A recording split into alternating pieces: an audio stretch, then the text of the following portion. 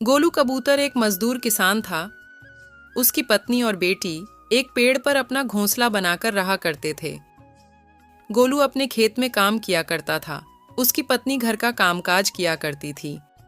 एक दिन सुबह सुबह गोलू हल लेकर अपनी खेत की तरफ निकल गया और अपने खेतों में हल चलाने लगा। थोड़ी देर हल चलाने के बाद हल टूट गया। मासूम गोलू बहुत निराश हुआ, लेकिन क्या करता, उसके पास कोई और रास्ता नहीं था। बेचारा गोलू फूट फूट कर रो रहा था।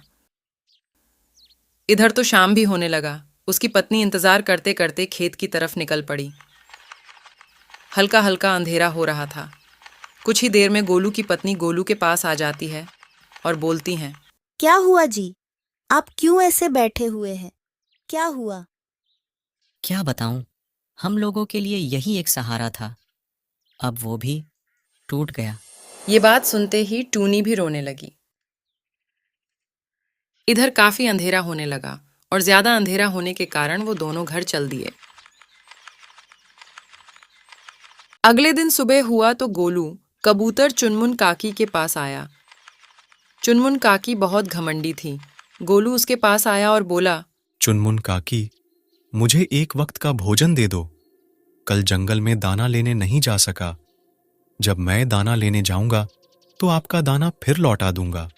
चुनमुन काकी बहुत लालची और घमंडी थी। क्या भोजन? तुम गरीब का तो रोज का है। हर दिन सुबह सुबह दाना मांगने चले आते हो। चले जाओ यहाँ से, मैं दाना नहीं दूंगी। बेचारा गोलू निराश हुआ और वहां से चला आया। इधर छोटी चिड़िया को बहुत तेज भूख लगी थी। माँ, मुझे बहुत तेज से भूख लगी है, भोजन लाओ ना माँ। हाँ बेटा, तुम्हारे पिता खाना ही तो लेने गए हैं, बस आते ही होंगे। गोलू बहुत निराश होकर अपने घर आ रहा था। तभी रास्ते में एक छोटा सा आम का पेड़ देखा। गोलू उस आम के पेड़ के पास आया और बोला, अरे वाह, इतना छोटा पेड़! ऐसा पेड़ तो मैं कभी नहीं देखा। गोलू उन आमों को तोड़ने लगा।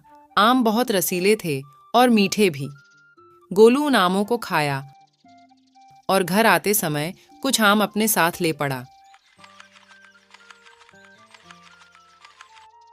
क्यों जी, आप इतना लेट कैसे कर दिए? क्या हुआ? गोलू अपनी पत्नी को ये सारी बातें बताया। उसकी पत्नी सारी बातें सुनकर समझ गई और खुश हो गई। चलिए, बढ़िया हो गया। अब हम लोग इस आम से फल तोड़ कर खाएंगे। उसकी बेटी भी बहुत खुश हो गई। अब इनका परिवार अच्छा खासा चलने लगा। सभी बहुत ही खुश हुए।